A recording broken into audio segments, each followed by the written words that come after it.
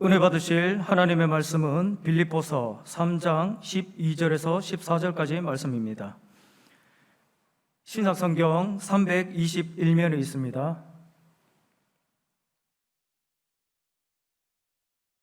빌립보서 3장 12절에서 14절까지 말씀입니다. 다 같이 함께 합독하시겠습니다. 내가 이미 얻었다 함도 아니요 온전히 이루었다 함도 아니라 오직 내가 그리스도 예수께 잡힌 바 된 그것을 잡으려고 달려가노라.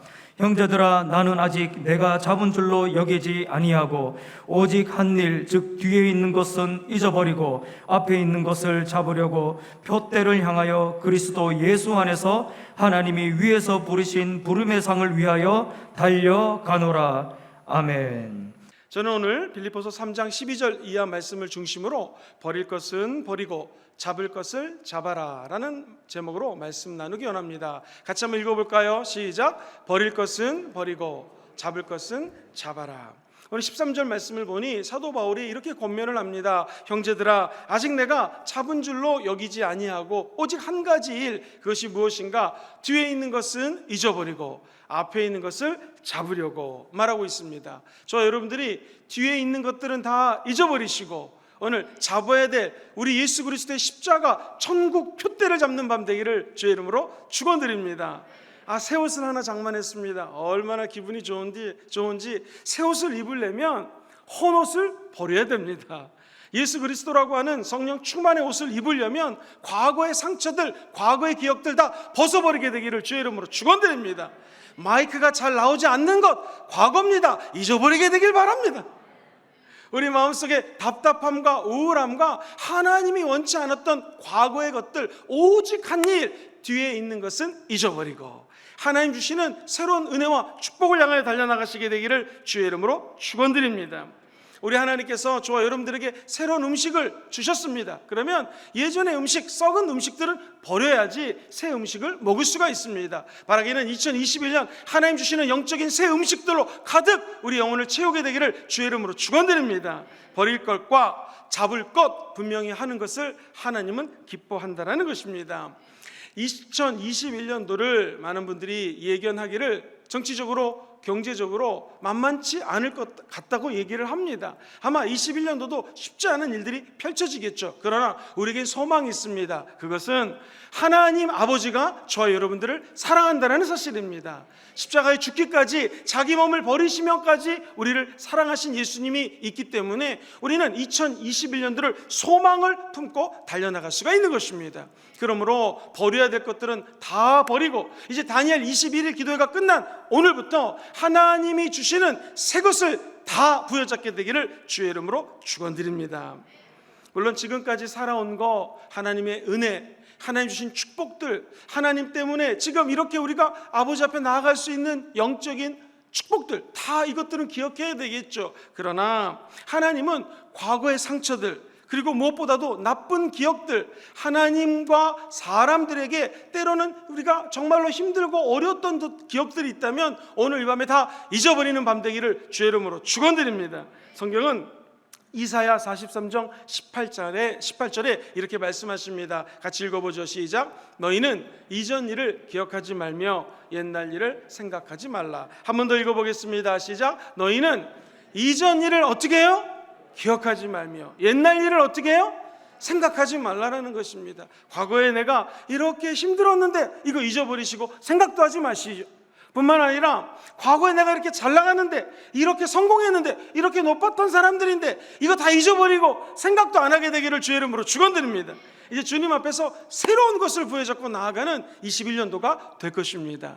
크게 두 가지 말씀드리기 원합니다. 무엇을 버리고 무엇을 잡아야 될까요? 첫 번째, 이 가식을 버리고 진실을 잡아야 됩니다. 같이 읽어보시죠. 시작. 하나님 앞에서 가식을 버리고 진실을 잡아야 합니다. 우리 예수님은 서기관들, 율법 교사들, 바리새인들 싫어하셨습니다. 왜 싫어하셨을까요? 그것은 가식적으로 행동하기 때문에 싫어하셨습니다. 우리 주님은 가식을 싫어하지만 진정성, 진실되게 행동하는 사람을 기뻐하십니다. 저 여러분들이 사무엘상 16장 7절 보면 이런 말씀 꼭 기억하시길 바라요. 시작. 야훼께서 사무엘에게 이르시되 그의 용모와 키를 보지 말라. 내가 이미 그를 버렸노라. 내가 보는 것은 사람과 같지 아니하니 사람은 외모를 보거니와 나 야훼는 무엇을 봐요? 중심을 보느니라. 사람은 눈에 보이는 외적인 것을 보게 됩니다. 그래서 우리는 그 사람의 학력, 그 사람이 갖고 있는 재력, 그리고 그 사람이 외적으로 보이는 것들, 예를 들면 무슨 차를 갖고 다니는지, 어떤 집에서 살고 있는지, 아파트는 몇 평인지, 서울 같은 경우에는 강남 A 아파트, 여의도 B 아파트, 이런 비싼 아파트에 산다라고 하면 그 외적인 것 가지고 사람들을 판단합니다. 그러나 우리 하나님은 외적으로 보는 분이 아니라 우리의 내면을 본다라는 것입니다. 다시 말해서 우리의 마음속에 있는 하나님을 향한 진정성을 보고 있다라는 것이죠. 세계적인 지도자요, 인도에 정말로 엄청난 지도자가 되었던 간디 이야기입니다. 간디는 1869년도에 태어나서 1948년도 죽었는데요. 젊었을 때 영국으로 유학을 갔습니다. 그런데 그가 누군가 성경을 줘가지고 성경을 너무 열심히 읽었습니다. 그런 가운데 예수님 정말 위대하신 분이시다. 특별히 예수님의 산상수훈을 읽다가 큰 은혜를 받았습니다. 그래서 이 예수 믿는 사람들, 교회 다니는 분들 정말 좋겠다 싶어서 교회 문을 드립니다. 여러분, 이 백인도 아니고요, 영국에서 아시안, 특별히 이 인도는 영국의 당시 속국이었습니다. 이 초라한 나라의 아시안이 키도 작은 사람이 와서 문을 두드리면서 성경에 대해서 가르쳐 주십시오, 우리를 좀 도와주십시오 했더니 너무나 냉담하게 대하더라는 것입니다. 이 간디가 교회를 찾아다니면서 나도 좀 예수 믿게 좀 잘 믿게 도와달라고 했지만 교회는 들어가지도 못하고 쫓겨나가기가 일쑤였습니다. 그가 교회에서 쫓겨나면서 한 말은 너무나 유명한 말이 되었습니다.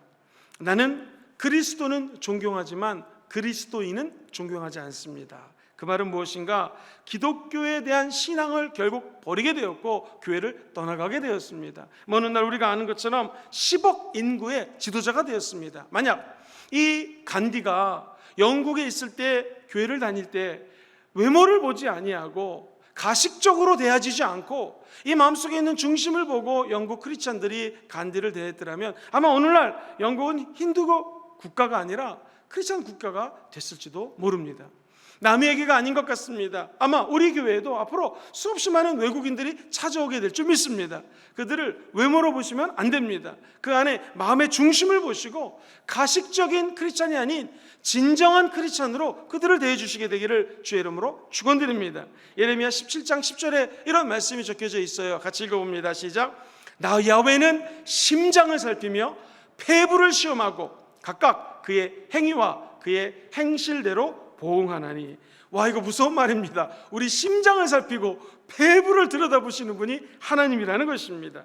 그리고 예레미야 20장 12절에 보면은 의인을 시험하신답니다. 읽어보시죠. 시작. 의인을 시험하자 그 폐부와 심장을 보시는 만군의 야훼여. 하나님은 우리의 내면 깊은 곳까지도 다 들여보시면서 우리의 폐부와 심장까지도 테스트한다는 것입니다.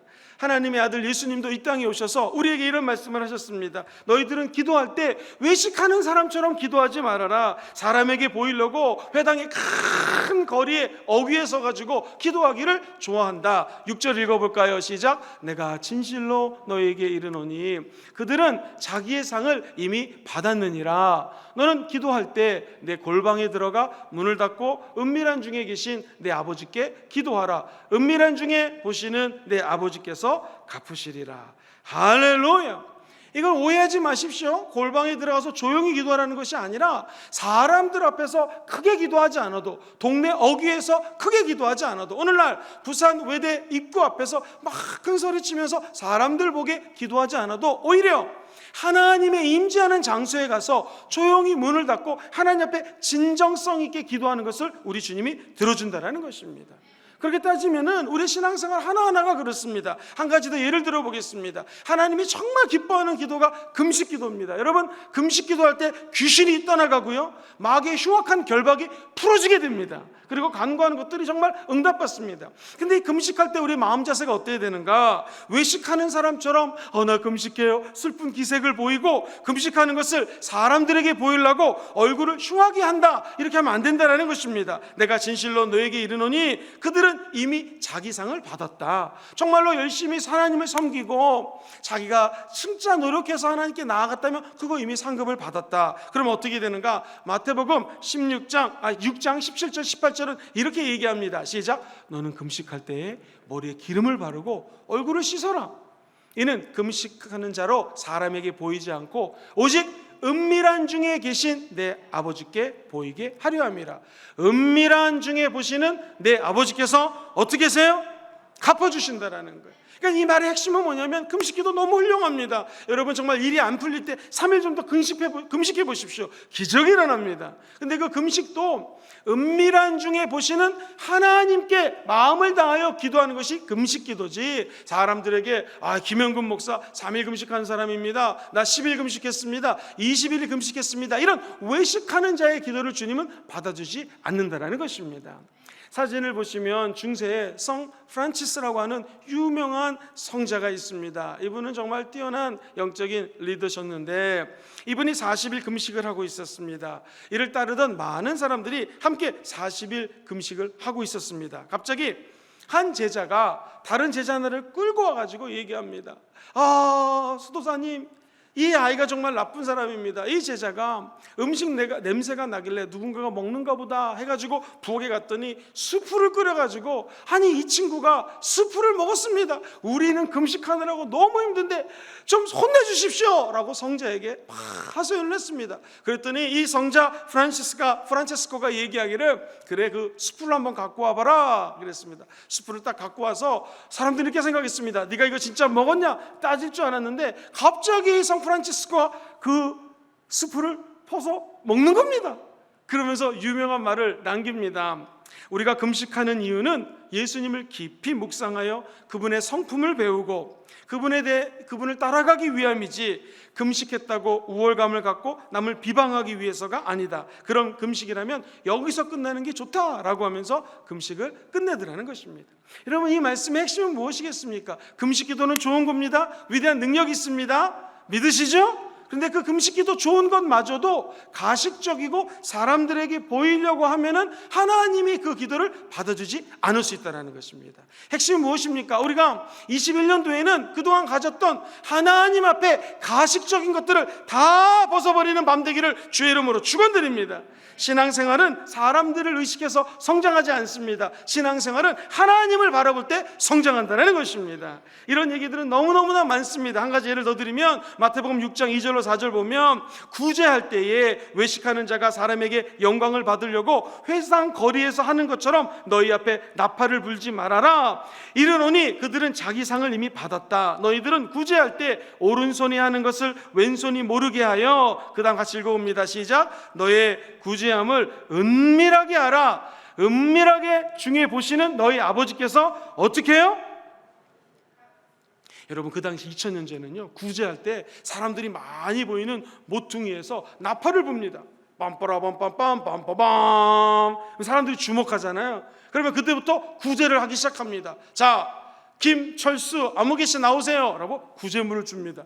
그러면 자기가 하는 구제 행위에 대해서 200% 홍보 효과를 나타냅니다. 근데 하나님은 이렇게 하지 말라는 것입니다. 왜? 하나님은 은밀한 중에 행하신 것을 주님께서 갚아주시고 놀라운 하나님의 상급으로 채워주신다는 것입니다. 야외 하나님께 오늘 이 밤에 부르짖어 기도하는 밤 되기를 주의 이름으로 축원드립니다. 그러면 주님께서 크고 은밀한 일을 보여주십니다. 어떻게 하는 자에게? 은밀한 가운데 하나님 앞에 간절히 나와 은밀히 기도하고 하나님 앞에 정말 진정성 있게 기도하는 분들에게는 오늘 하나님께서 크고 은밀한 일을 보여주실 것입니다. 이 말은 우리의 신앙이 가식을 버리고 진실을 꽉 붙들라라는 하나님의 축복의 메시지입니다. 사진을 보여드리겠습니다. 18세기 프랑스의 아주 유명한 법률가였고 사상가였던 한 분이 있습니다. 몽테스키웨라고 하는 남작입니다. 이분이 인권주의자이기도 하셨는데, 이 몽테스키웨 남작에 대한 유명한 일화가 있습니다. 우연히 여행을 하다가 배를 탔어요. 그랬더니 흑인 젊은 청년이 열심히 노를 젓고 있더랍니다. 그래서 물어봤습니다. 아니 자네는 왜 이렇게 배를 몰고 있는가 했더니 이 흑인 청년의 이야기를 들어보십시오. 저희 아버지가 상인이셨는데 해적들에게 잡혀가지고 그만 노예로 팔려가게 됐습니다. 그런데 저희 아버지 주인이 편지를 써가지고 아버지 몸값으로 큰 돈을 요구했습니다. 그 돈을 벌어서 빨리 아버지를 저 노예에서 구원해야 되기 때문에 제가 이렇게 노를 젓고 배를 이렇게 몰고 있습니다 라고 애가 울면서 얘기를 하더래요. 그러냐, 그리고 나서 이 남작이 집에 간 다음에 기도를 하고 형제의 집으로 그 필요한 액수, 아버지를 노예에서 풀 수 있는 액수를 보냈습니다. 자, 어떤 일이 벌어졌을까요? 나중에 이 남작이 천국 가셨습니다. 그리고 난 다음에 이분이 써놨던 글과 일기장을 중심으로 책을 만들기 위해서 작가들이 수집을 하는데 일기장에 이 내용이 적혀져 있더랍니다. 그래서 나중에 이 흑인 아버지와 아들에게 알려지게 되었고, 두 부자는 진심으로 무덤에 가서 이 남작에게 감사를 했다라는 유명한 일화가 있습니다. 우리는 성경은 얘기합니다. 오른손이 한 일을 왼손이 모르게 하라. 사랑하는 성도님들, 우리의 신앙생활을 돌아보면서 21년도는 복받는 해가 될 것입니다. 어떤 분에게 복이 임할까요? 가식을 버리고 하나님의 진정성이 회복될 때 하나님은 저와 여러분들을 축복해 주실 것입니다. 저와 여러분들이 가식은 버리되, 두 번째로 진실을 꽉 잡게 되기를 주의 이름으로 축원드립니다. 마태복음 7장 5절 말씀 같이 한번 읽어보겠습니다. 시작. 외식하는 자여, 먼저 내 눈 속에서 들보를 빼내라. 그리고 해야 밝히 보고 내 형제의 눈 속에서 티를 빼리라. 외식하는 자는 자기 눈 안에 들보는 큰 기둥 아니겠습니까? 이걸 먼저 빼내야지. 다른 사람의 눈에는 조그만 티끌이 하나 있는데 그거 가지고 욕하지 말고 내 안에 있는 들보를 먼저 빼내라는 것입니다. 뭘 의미하는 것입니까? 다른 사람에 대해서 먼저 이야기하기 전에 나의 부족함들, 하나님 앞에 연약함들을 먼저 내어놓고 하나님과의 관계를 먼저 수립하라는 것입니다. 그러므로 진정한 진정성은 나와 하나님과의 관계에서 먼저 승부를 거는 것입니다. 다른 사람들 보지 마시고 오늘 이 밤에 십자가 예수만 바라보시고 주님 하시는 음성 듣고 그 음성 따라가시게 되기를 주의 이름으로 축원드립니다. 참, 내 크리스찬들은 어떤 삶을 살아야 될까요? 진정성은 무엇일까요? 독실한 기독교인이 설렁탕 집을 운영하게 되었습니다. 설렁탕을 이제 열심히 만들어서 잘 팔아야지 하면서 하나님께 이렇게 기도했습니다. 하나님, 이 집을 찾는 손님들이 예수를 대접하는 것처럼 그 손님들을 모시겠습니다 라고 간절히 기도했습니다. 그리고 주방으로 들어갔는데 이게 웬일입니까? 주방장 아저씨께서 설렁탕을 끓이는데, 여러분 커피 프리마라고 기억나십니까? 하얀색 커피 탈 때 쓰는 프림을 타더랍니다. 왜냐하면 진국처럼 보이려고 이 하얀색 프리마를 타더랍니다. 깜짝 놀랐습니다. 그래가지고 그날 음식점 문을 닫아버립니다. 그리고 이렇게 밖에 써붙였습니다. 오늘 하루 쉽니다. 그러한 다음에 하나님께 기도했습니다. 하나님, 우리 집에 오는 손님들 예수님처럼 모신다고 그랬는데 이게 어떻게 크림 국물을 갖다가 만들어서 드릴 수가 있겠습니까? 그리고 이렇게 하면 안 된다는 것을 제가 이거 다 쏟아버리겠습니다 하고 쏟아버렸습니다. 여러분, 이 진실되게 장사하는 것 소문 날까요, 안 날까요? 소문이 났습니다. 결국 이 집은 거룩하게 대박이 터졌다는 것입니다. 마찬가지입니다. 진정한 그리스도인들은 사람들이 모를지 모르지만 하나님은 다 알고 계십니다. 저 여러분들이 이러한 정직과 진실이 회복될 때에 2021년도는 저와 여러분들의 해가 될 것입니다. 두 번째로 우리가 버릴 것이 있습니다. 죄를 버리고 하나님이 주시는 성결을 잡아야 됩니다. 같이 읽어보죠. 시작. 죄를 버리고 성결을 잡아야 됩니다. 인류의 비극은 어디서 시작됐습니까? 아담과 하와가 죄를 진 곳에서부터 이 비극이 시작됐습니다. 달리 표현하면 죄는 불순종하고 자석입니다. 어떻게 불순종했을까요? 우리 같이 한번 성경 말씀 창세기 3장 6절 읽어보겠습니다. 시작. 여자가 그 나무를 본즉 먹음직도 하고 보함직도 하고 지혜롭게 할 만큼 탐스럽기도 한 나무인지라. 여자가 그 열매를 따먹고 자기와 함께 있는 남편에게도 주매 그가 먹은지라. 자, 불순종은 무엇인가? 우상 숭배하고 똑같습니다. 자기도 모르게 자기 자신이 우상이 되니 이 선악과를 따먹었습니다. 여러분, 성경에 보면은 사무엘상 15장 23절에는 불순종에 대해서 이렇게 얘기합니다. 시작. 이는 거역하는 것은 점치는 죄와 같고 완고한 것은 사신 우상에게 절하는 죄와 같다. 불순종은 우상에게 절하는 거랑 똑같다는 것입니다. 그런데 우리에게는 소망이 있는 것이 무엇인가? 사랑하는 성도님들, 우리 로마서 5장 19절 말씀을 크게 한번 읽어보겠습니다. 시작. 한 사람이 순종하지 아니함으로 많은 사람이 죄인 된 것 같이 한 사람이 순종하심으로 많은 사람이 의인 되셨느니라. 여러분 같이 한번 띄워봐 주시죠. 한 사람은 누굽니까? 여기서 한 사람은 아담이에요. 아담과 하와가 순종하지 아니함으로 많은 사람들이 죄인이 되었는데, 여기 다음에 나오는 한 사람이 누굽니까? 예수 그리스도. 그분이 순종하심으로 저와 여러분, 즉 많은 사람이 의인이 되셨습니다. 예수님은 누구십니까? 그분 한 분의 순종함으로 그동안 인류 역사의 모든 불순종을 거룩하게 뒤집어 엎으셨다는 것입니다. 오늘 이 밤에 우리에게 희망이 있는 것은 비록 죄가 있고 아픔이 있고 상처가 있을지 몰라요, 가식이 있을지 몰라요. 그러나 예수님이 십자가에서 죽으시면서 내가 다 이루었다, 할렐루야, 이걸 믿으십니까? 그럼 우리 마음속에는 성령으로 말미암아 모든 가식이 떠나가고 죄가 사해지는 은혜가 있게 된다는 것입니다. 이것을 믿는 것을 순종이라고 합니다. 그래서 로마서 8장 28절에도 이렇게 얘기해요. 예수 믿는 저와 여러분들은 우리가 아는 것이 있는데 하나님을 사랑하고 그 뜻대로 부르심을 입은 자들에게는, 그 다음에 뭐라고 적혀져 있을까요? 시작! 모든 것이 합력하여 선을 이루느니라. 할렐루야. 세상 사람들은 돈을 많이 벌고 성공의 사닥다리를 막 기어 올라가고, 무엇보다도 영향력 있는 사람들과 친하고, 그리고 일에 대한 많은 보상을 받으면 이게 행복이 있을 거라고 얘기합니다. 근데 우리 예수 믿는 사람들은 그렇지 않습니다. 우리는 어떻게 행복할 수 있는 근거를 마련할까요? 그것은 하나님이 저와 여러분들을 사랑한다라는 것입니다. 십자가에서 죽기까지 예수님이 사랑했다라는 것이 우리에게는 행복할 수 있는 가장 큰 근거가 됩니다. 그러므로 죄를 버려버리고 우리 마음속에 있는 성결함을 회복시키는 밤이 될 수 있는 이유는 결국 예수 십자가 보혈 때문입니다. 여러분, 스님 중에서 아마 제일 유명한 스님이 성철 스님이실 것입니다. 그분이 이런 말씀을 남겼어요. 사탄이여 어서 오시옵소서. 나는 당신을 존경하며 예배합니다. 당신은 본래 거룩한 부처입니다. 이 사탄과 부처가 연결되고 얘기하는 것이 재밌습니다. 내 안에 버려야 될 것을 버리지 못하면 이것이 사탄이라는 것이죠.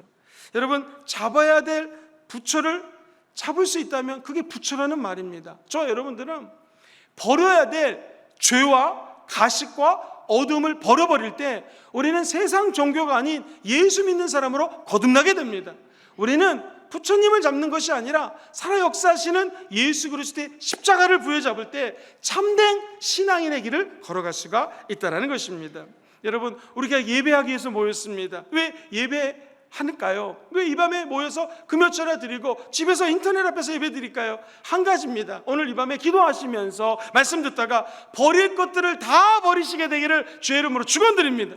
예배 드리는 이유는 잡을 것을 잡아야 됩니다. 오직 한 일, 뒤에 있는 일은 잊어버리고 앞에 있는 표대를 잡기 위하여 달려가는 밤 되기를 주의 이름으로 축원드립니다.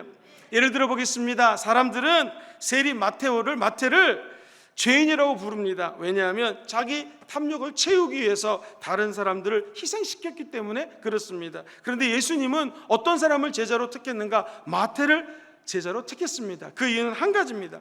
너 나를 따라오라 했을 때에 버릴 것을 버리고 잡을 것을 잡았기 때문에, 다시 말해서 그가 갖고 있던 명예와 돈을 버리면서까지도 예수 그리스도를 잡았기에 예수님의 제자가 되었습니다. 사랑하는 성도님들, 오늘 이 밤에 하나님께 기도하다가 버려야 될 것을 다 버리게 되기를 주의 이름으로 축원드립니다. 십자가 나무 밑에다가 큰 구덩이를 파시고 우리 버려야 될 것을 다 묻어버리십시오. 그리고 수고하고 무거운 짐진 자들아 다 내게로 오라, 내가 너희를 쉬게 하겠다 말씀하신 예수님 말씀에 순종해서 십자가 나무 밑에서 쉼과 안식과 축복을 누리는 귀한 밤 되기를 주의 이름으로 축원드립니다. 이제 우리는 죄악을 벗어버리고 성결을 꽉 붙드셔야 됩니다. 순결을 잡는다라는 거, 예수 믿는다라는 것은 바로 예수 그리스도를 점점 닮아가는 것입니다. 이것을 성화라고 표현합니다. 같이 한번 따라해 볼까요? 성화 또는 성결이라고 표현하기도 합니다. 에베소서 4장 21절부터 24절 너무나 소중한 말씀이기 때문에 같이 한번 천천히 읽어봐요. 시작. 진리가 예수 안에 있는 것 같이 또한 그 안에서 가르침을 받았을진데 너희는 유혹의 욕심을 따라 썩어져가는 구습을 따르는 옛사람을 벗어버리고 오직 너희의 심령이 새롭게 되어 하나님을 따라 의와 진리의 거룩하심으로 지으심을 받은 새 사람을 어떻게 해요? 입으라는 것입니다. 사랑하는 성도님들, 저와 여러분들이 새 사람을 입는 밤 되기를 주의 이름으로 축원드립니다. 우리 교수님 중에서 아주 유명했던 교수님이 계십니다. 프란시스 셰퍼 박사라고 하는 크리스찬 교수님이 계셨는데 말년에 암으로 투병했었어요. 근데 이분이 암이 그렇게 심하게 걸렸는데도 청년들을 만나서 엄청나게 많이 사역을 했습니다. 그가 외친 내용은 한마디로 요약하면, 사랑하는 청년들이여, 행복을 삶의 목표로 삼지 마십시오. 이게 좀 이상하게 들립니다. 무슨 말이냐면, 이 미국 사람들이 행복은 구하지만 거룩은 구하지 않는다라는 것입니다. 미국 사람들 얘기만은 아닌 것 같습니다. 우리도 마찬가지입니다. 2021년도는 저와 여러분들이 축복, 비전, 행복하기 찾기 전에 먼저 하나님 앞에 나와 거룩함이 회복되는 귀한 밤 되기를 주의 이름으로 축원드립니다. 올 한 해 어떻게 거룩할 수 있겠습니까? 성경은 얘기합니다. 따라해 보시죠. 말씀과 기도로 거룩해집니다. 두 가지입니다. 말씀과 기도로 거룩해집니다. 그런데 너무나 신기한 게, 성령 충만은 말씀과 기도로 성령 충만함 받습니다. 여러분, 성령 충만하십시오. 바꿔 얘기하면 거룩하십시오. 똑같은 말입니다. 어떻게 해요? 말씀과 기도로 성령 충만 받고 말씀과 기도로 거룩해진다는 것입니다. 그러면 사람들이 저와 여러분들을 보고 칭찬한다는 것이죠. 하나님이 우리를 보고 칭찬하는 것입니다. 2021년도 성령 충만하여 하나님과 사람 앞에 칭찬받는 성도들 되시기를 주의 이름으로 축원드립니다.